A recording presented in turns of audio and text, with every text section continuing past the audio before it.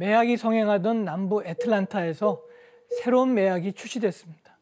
바로 이 매약이 오늘의 주제 콜라의 원조격이라 할 수 있는 매약이었죠. 와, 매약에서 출발했어요?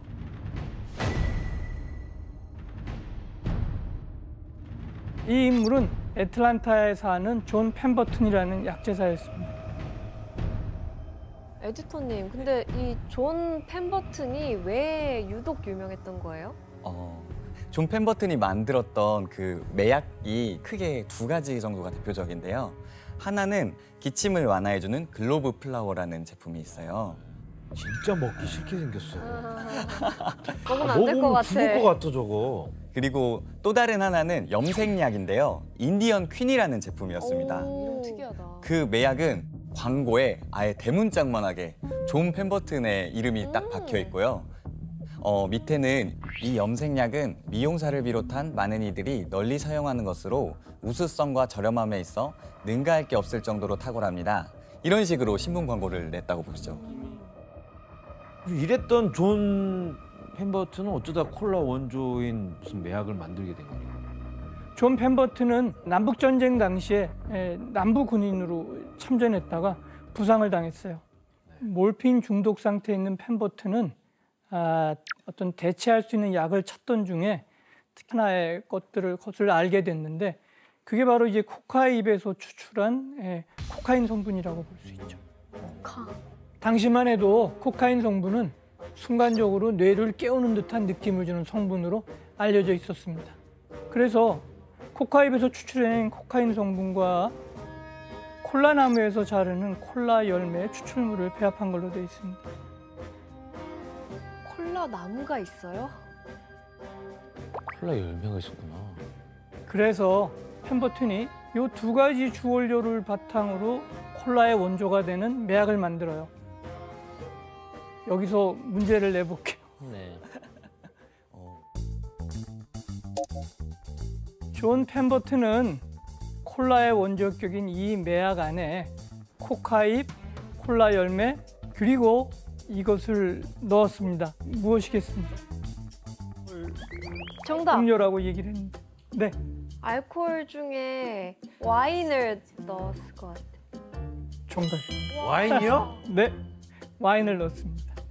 그냥 술 아니에요, 그냥? 그냥 와인만 먹어도 될 것 같은데? 술 같은 그냥 술이잖아요, 그러면.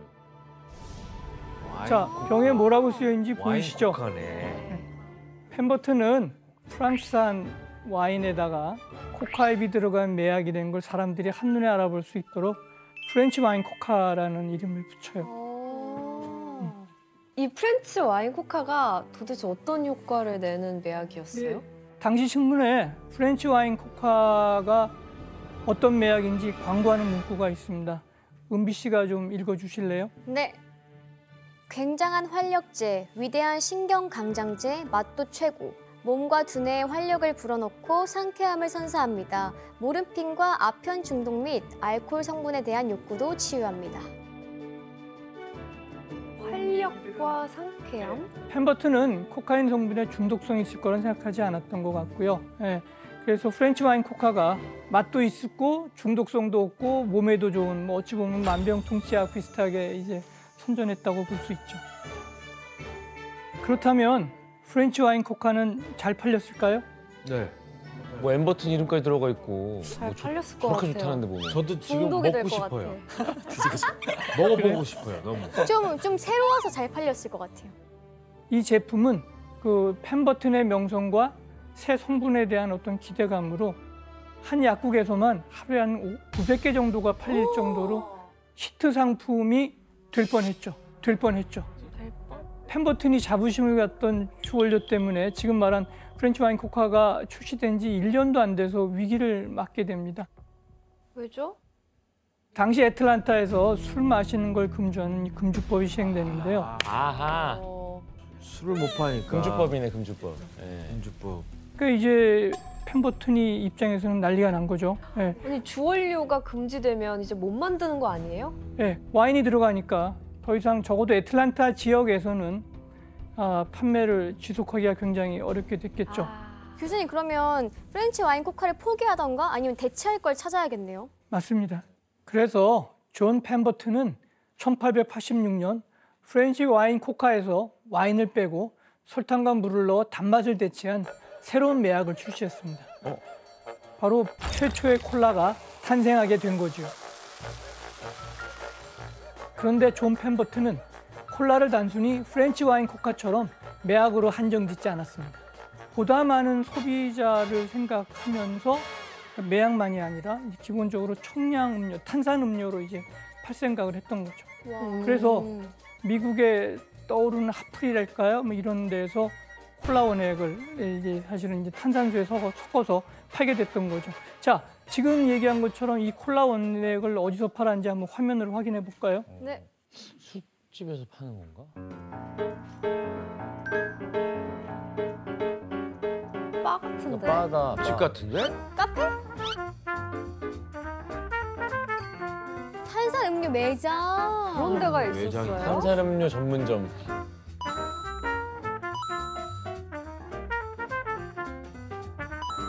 우와, 아니, 카페처럼 직접 만드네요, 이렇게 카페처럼. 제조를 해주네. 예. 이 매장이 한국에 지금 생겨도 좋을 것 같은데요.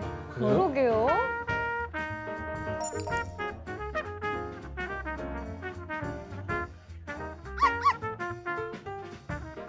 요게 이제 처음 이제 우와. 코카콜라를 팔았던 공간이라고 생각하시면 칵테일처럼 됩니다. 하는 거네, 칵테일처럼. 그러네요. 그러면 사람들이 저기서 데이트도 하고 그런가요? 오이, 그렇습니다. 오. 당시 탄산음료 매장은 술집을 대체해서 사회적인 교류가 가능한 장소로 각광받는 곳이었습니다. 1895년 통계를 보면 미국 전역에 탄산음료 매장이 5만 개 정도 있었다고. 와, 엄청나죠. 진짜 많다. 게다가 탄산음료 매장이 더 각광을 받는 이유가 있는데요. 일단 가격이 굉장히 저렴합니다. 대부분 탄산음료 매장에서는 약 28ml 정도의 콜라 원액에 142ml 정도의 탄산수를 섞어서 5센트의 가격에 이제 제공해줬다고 볼 수 있습니다. 부담 없이 갈 수 있겠다. 그렇죠. 그 우리한테 익숙한 그 맛, 톡 쏘는 맛의 콜라가 탄생하게 된 건 바로 이때부터라고 생각해 주면 좋습니다. 은비 씨가 또 탄산음료 매장에서 판 다른 탄산음료가 뭐가 있는지도 알았죠? 뭐냐면요. 가장 인기가 많은 건 그 딸기나 라즈베리 등 들어간 그 과일 향이 많이 나는 탄산 음료들이 인기가 많았고 종류만 한 100여 가지가 넘었을 정도로 종류가 굉장히 많았고 지금도 만약에 이런 탄산음료 매장이 있다면 저는 이 방송이 끝나고 바로 달려가고 싶네요. 아침에 일어나자마자 갔겠죠? 맞습니다. 진짜 성수동에 이런 매장 있으면 재밌을 것 같아요. 굉장히 핫플일 것 같은데요. 그쵸, 네. 핫플. 근데 어쨌든 이 콜라가 뭔가 눈에 띄게 잘 팔리게 하려면 뭐 특별한 방법이 있어야 되지 않을까요? 예, 좋은 지적입니다. 네. 그래서 펜버튼은 독특한 방법으로 이제 홍보를 시작했습니다. 은비 씨 한 번 더 읽어봐 주실래요? 네.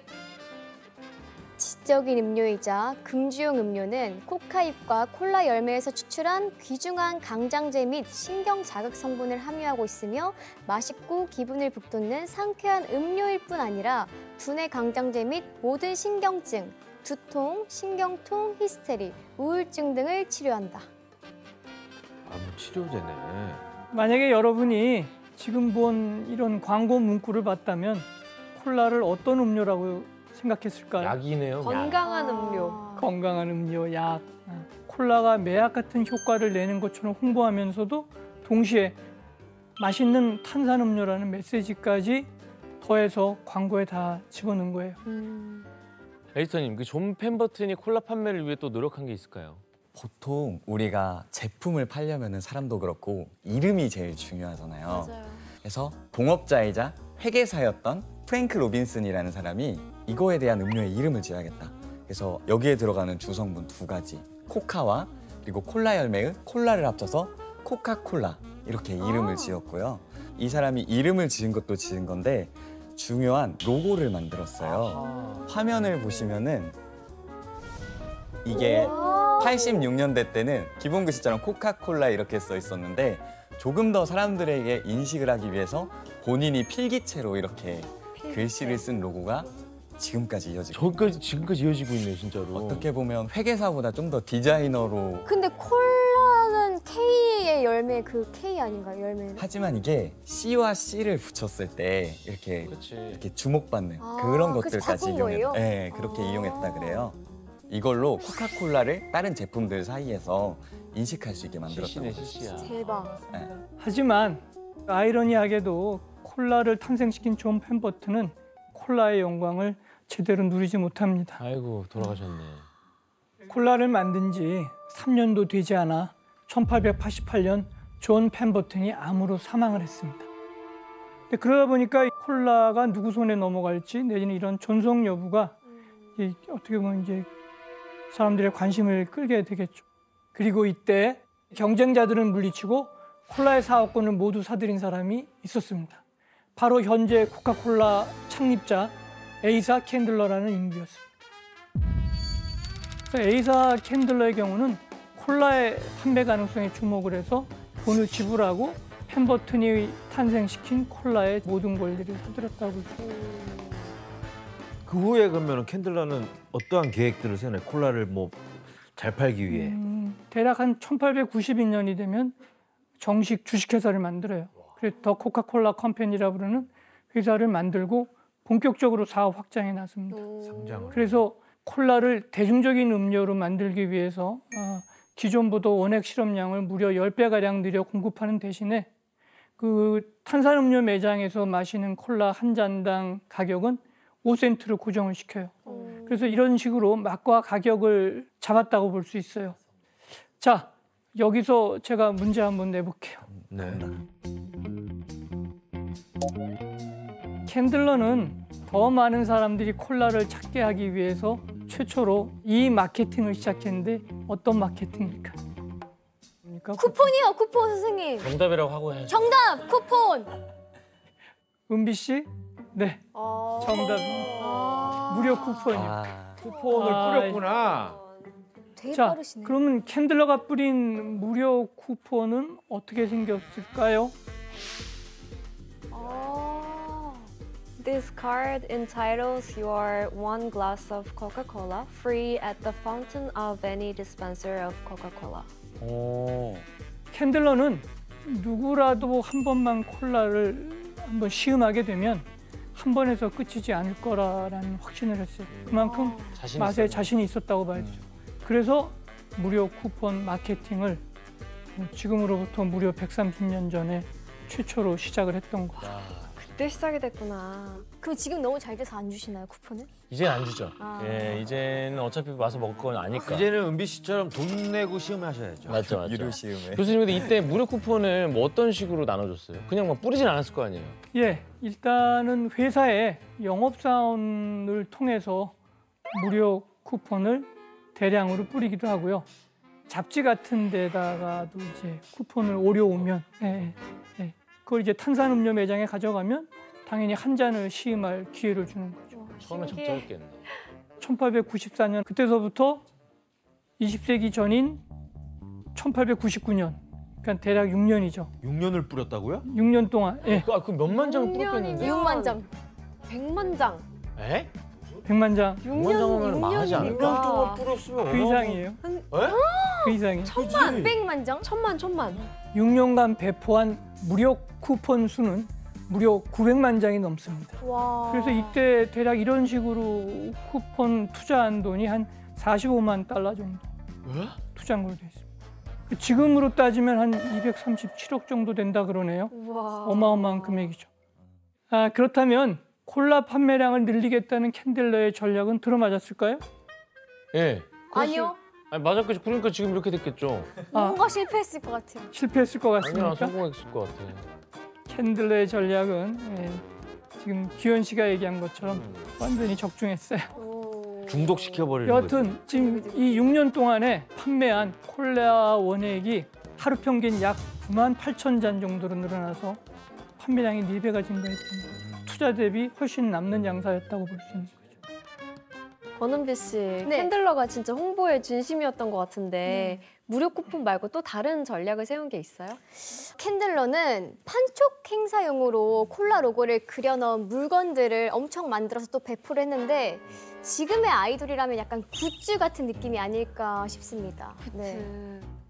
왼쪽에 보면 시계 테두리에 쓰인 코카콜라 글자 보이시죠? 오. 그 옆에는 코카콜라 마크를 새겨넣은 달력도 있고 달력. 그리고 여기에는 콜라 가격까지 5센트라는 것까지 적혀 있는 또 로고도 있고요. 진짜 굿즈네. 네. 그리고 이뿐만 아니라 코카콜라 로고가 새겨진 부채도 있고요. 부채도 있어. 콜라 광고가 새겨진 서빙 접시까지 진짜 다양한 굿즈. 굿즈를 만들었다고 합니다. 이야. 우리 저희 굿즈를 좀 만들어야겠네요. 정비 씨를 알려야 되니까 또. 네네네. 그래서 캔들러의 전략은 결국엔 애틀란타를 넘어서 콜라가 점점 다른 지역까지 알려지게 된 계기를 만들었다고 볼 수 있겠죠.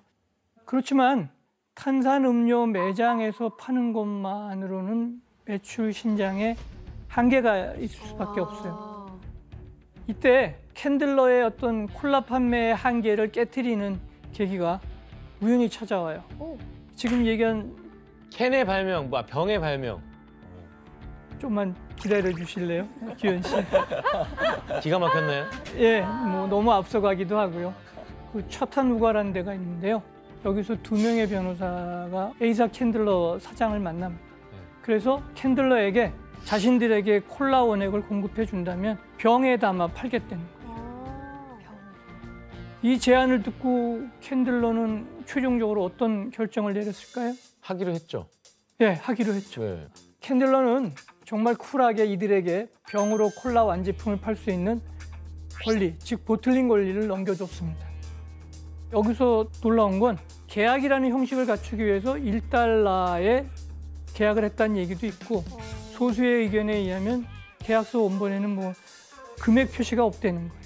그러니까 결국엔 이제 무료로 넘겼다는 얘기가 있을 정도예요. 대박. 자, 근데 이게 이 두 사람이 이 큰 거를 가져갔지만 이거를 자신들 두 사람이 하기에는 일단은 경제적으로 감당이 안 돼요. 투자 받아야죠. 네? 지분을 좀 주고. 예. 두 사람이 감당하기 힘드니까 마치 이제 봉건제도처럼 자신의 권리를 또 팔아요, 아래로. 즉 보틀러라 불리는 이들을 모집해서 이들에게 지분을 나눠주는 방식으로 사업장을 만들게 된 겁니다. 이야. 그래서 1928년까지 미국 전역에는 1250명이나 되는 콜라병 판매업자, 즉 보틀러들이 생겨났습니다. 이들이 병으로 만든 완제품 콜라는 무려 60만 군데 이상의 소매점에 팔려나가 미국 전역으로 퍼졌던 거죠. 이쯤에 전국적인 콜라 유통망이 형성된 거라고 볼 수 있습니다. 보틀링 시스템 덕분에 더 네. 빨리 퍼졌겠네요. 그렇죠. 미국 전역에. 그리고 대략 1903년 정도에 유리병이 이제 자동화되는 기계가 발명돼요. 그래서 콜라가 미국 전역으로 퍼질 수 있는 또 하나의 계기가 된 게 공장에서의 자동화라고 볼 수 있죠. 교수님 그럼 콜라가 전국적으로 쭉쭉 퍼져 나가면서 달라진 점이 또 있을까요? 물론이죠. 이 무렵 콜라는 대중적인 음료로서 모습을 바꿔 나가기 시작해요. 때로는 음료로, 아까 말한 것처럼 때로는 매약으로 미국인들을 사로잡으면 퍼져나간 콜라는 당시 문제가 사실은 하나 있긴 있었어요. 문제? 예, 뭐죠? 어떤 문제가 있었을까요? 코카인입니다. 그렇지. 오. 예, 한번 확인해 볼까요? 아직도 안 빠졌구나. 그들은 코카인에 목말라 한다. 탄산음료 매장에 악마가 늘어나고 있다. 로스앤젤레스 의사는 이것이 어떤 마약만큼 위험하다고 말한다. 갑자기 왜 콜라에 대한 시선이 바뀐 걸까요? 마약에 대한 인식이 좀 달라졌을 것 같아요. 중독이 된 사람이 늘어났다거나. 비슷합니다. 콜라가 처음 만들어질 때와 달리 코카인이 더 이상 신비의 묘약이 아니고 일종의 마약으로 보는 인식이 생겨나기 시작해요. 그래서 이제 영어로는 디코케나이즈 시킨다 그러거든요. 1903년에 코카인 성분을 화학적으로 완전히 제거시켜요. 그러면 이때부터 콜라가 코카인이랑 손절을 한 건가요? 그렇죠. 그러다가 1906년에 미국 의회가 순정 식의약품법이라는 Food and Drug Act라는 걸 만들어요. 이로 인해 이전까지 약의 효능을 과장하거나 허위로 광고하던 매약들은 법적인 제재를 가할 수 있게 되는 겁니다. 즉, 매약의 시대가 종말을 맞이하게 된 거죠.